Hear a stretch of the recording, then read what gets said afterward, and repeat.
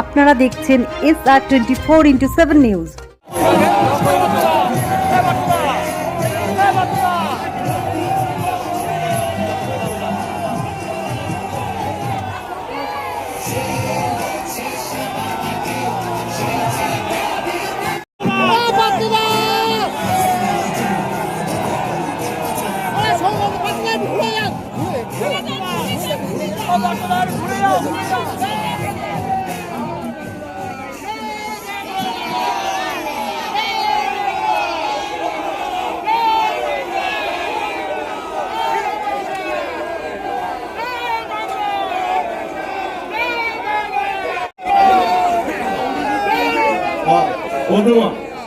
পানিহাটি বিধানসভার মানুষের কাছে আশীর্বাদ ভিক্ষা করছেন আমাদের সর্বভারতীয় সাধারণ সম্পাদক সাংসদ আমাদের নেতা অভিষেক বন্দ্যোপাধ্যায়ের সামনে বিনীতভাবে আপনাদের কাছে ভোট ভিক্ষে চাইছেন আমাদের পানিহাটির প্রার্থী তীর্থঙ্কর ঘোষ। পানিহাটির মানুষের কাছে আপনাদের কাছে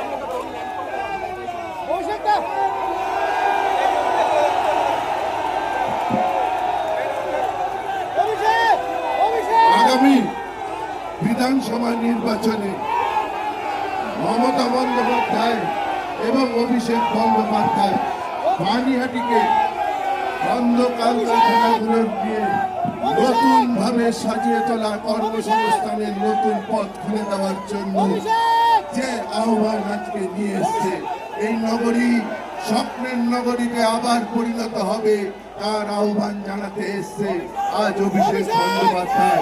আমরা সকলের কাছে আগামী 29শে এপ্রিলের জন্য আহ্বান জানাচ্ছি, আমাকে আশীর্বাদ করবেন। আজ আগামীর কথা দাদা বলবেন। জয় বাংলা, জয় বাংলা। আজকের মিছিলে যারা পায়ে পা মিলিয়েছে, আমি প্রথমেই তাদের কৃতজ্ঞতা ধন্যবাদ সহ যে স্বতঃস্ফূর্ততা, উৎসাহ, উদ্দীপনা, আজকে রবিবার ছুটির দিন, তার সাথে আজকে অক্ষয় তৃতীয়া, এই ছুটির দিনেও যেভাবে লোকে পায়ে পা মিলিয়েছেন এবং রাস্তার দুধারে, বাড়ির ছাদে, বারান্দায়, দোকানের বাইরে অগণিত পথ চলতি মানুষ যেভাবে আমাদের আশীর্বাদ করেছে দুহাত দিয়ে, মমতা বন্দ্যোপাধ্যায়ের প্রার্থী, তৃণমূলের প্রার্থী তীর্থঙ্কর ঘোষকে আপনারা যেভাবে আজকে সমর্থন করেছেন, আমি পানিহাটিবাসীর কাছে কৃতজ্ঞ। পানিহাটি যখন আমি আসছিলাম, পানিহাটির কথা বলতে গেলে এমন এক মাটি যার সাথে শ্রী চৈতন্যদেব থেকে শুরু করে রবীন্দ্রনাথ ঠাকুর, জওয়াহরলাল নেহেরু সহ রাজেন্দ্র প্রসাদ, নেতাজি সুভাষচন্দ্র বোস, সবার পায়ের ধুলো এই পানিহাটিতে পড়েছে। আজ থেকে 525 বছর আগে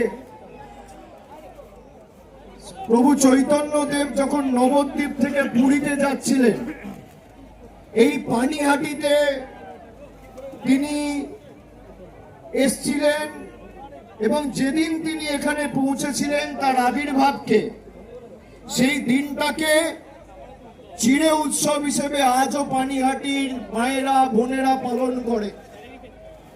এখানে জ্যৈষ্ঠ মাসের শুক্লাপক্ষের ত্রয়োদশী তিথিতে চিড়ে উৎসব পালন করা হয়।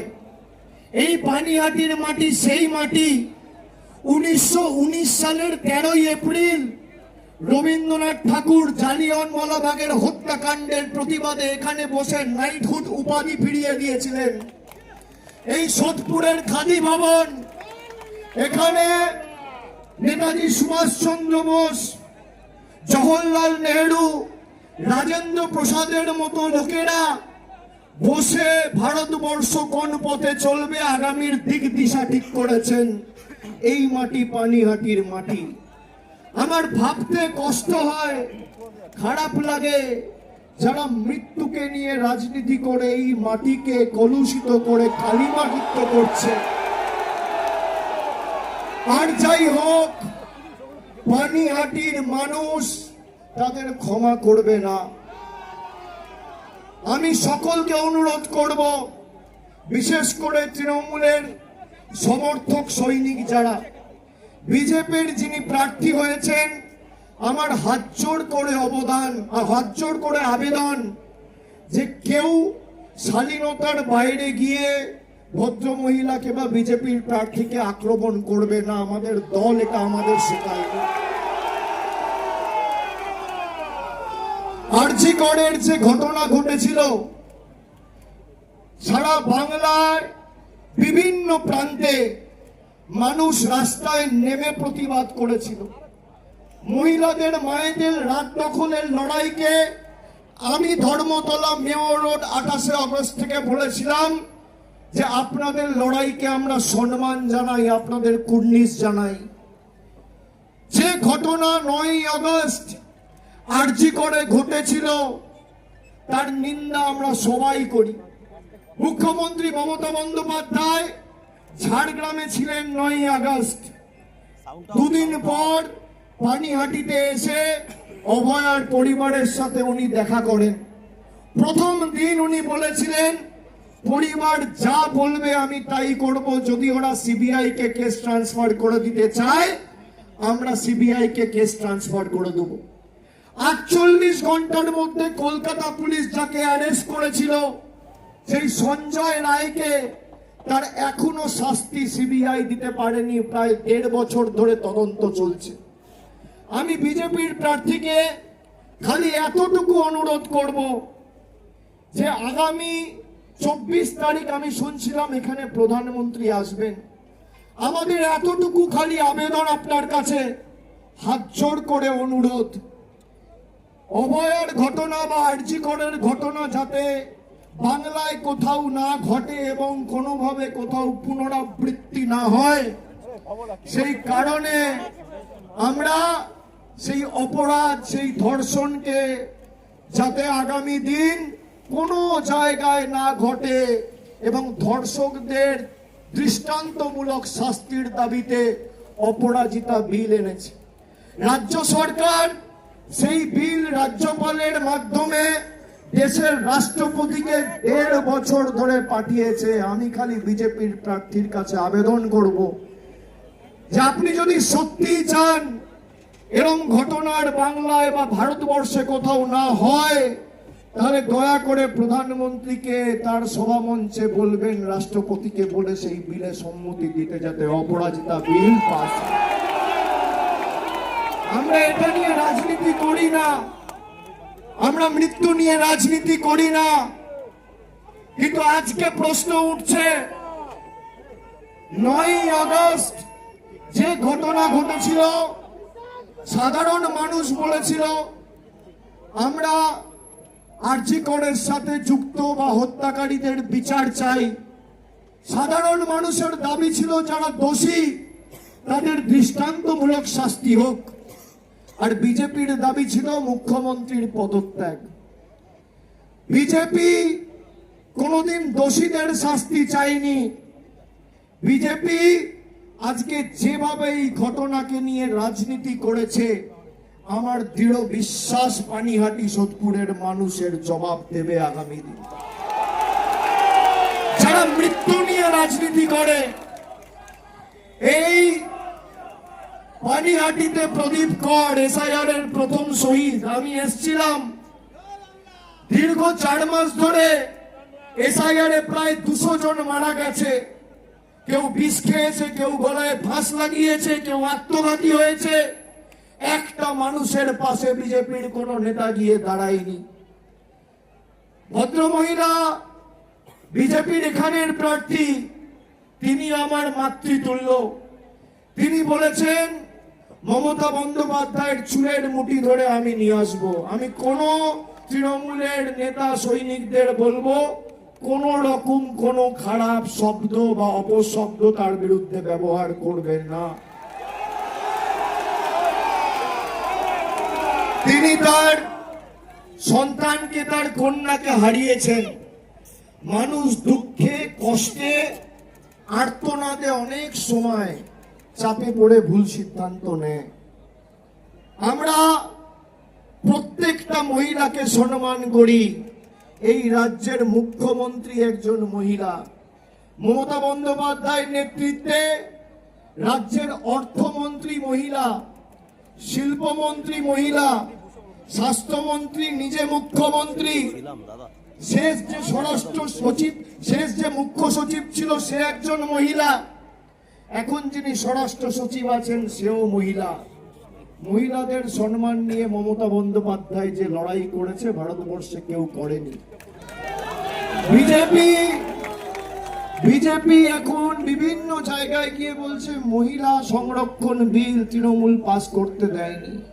এখানে ক্যামেরা আছে, আমি দায়িত্ব নিয়ে বলছি মহিলা সংরক্ষণ বিল 28 সেপ্টেম্বর 2023 পাস হয়ে গেছে ভারতবর্ষের সংসদে।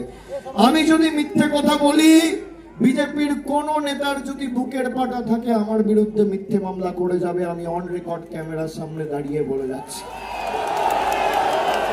এদের পায়ের নখ থেকে মাথার চুল সব মিথ্যে। যারা আমাদের বাংলাদেশি বলেছে, নিজের মর্জি মাফিক, কখনো নোটবন্দির নামে লাইন, কখনো এসআইআর এর নামে লাইন, স্বাধীনতার 79 বছর পরে বাঙালিকে লাইনে দাঁড়িয়ে নাগরিকত্বের প্রমাণ দিতে হবে। আমরা কি খাবো, কার সাথে কথা বলবো, কোন রাস্তা দিয়ে হাঁটবো, কি মাছ খাবো, মাংস খাবো না ডিম খাবো না ভাত খাবো, গুজরাট, দিল্লি, মধ্যপ্রদেশের বহিরাগত জমিদাররা ঠিক করবে না বাঙালি ঠিক করবে? এই মাটি বশ্যতা স্বীকার করতে জানে না। বিজেপি জানে না পানিহাটির ইতিহাস।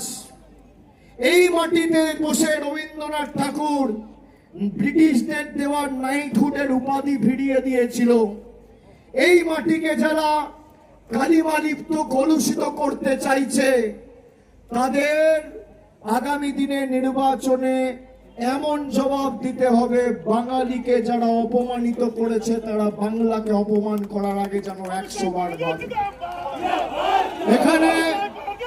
এখানে আমাদের প্রার্থী তীর্থঙ্কর ঘোষ রয়েছে।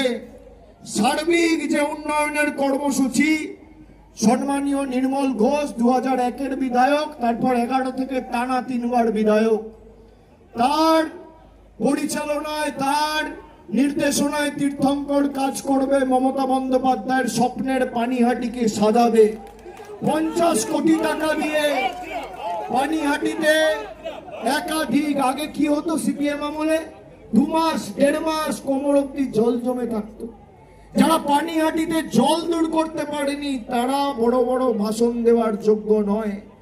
আমি আপনাদের কথা দিয়ে যাচ্ছি, এখানে যে সমস্ত 2টো ওয়ার্ডে 3টে ওয়ার্ডে নিকাশির সমস্যা রয়েছে, খুব সম্ভবত একটা 29-এ রয়েছে আর একটা 28-এ রয়েছে। ইতিমধ্যে 2টো বুস্টার পাম্পিং স্টেশনের কাজ হচ্ছে, আগামী দিন সম্পূর্ণ হবে। সলিড ওয়েস্ট ম্যানেজমেন্টের কাজ হয়েছে। আমরা ঢেলে পানিহাটি সোদপুরকে সাজাবো।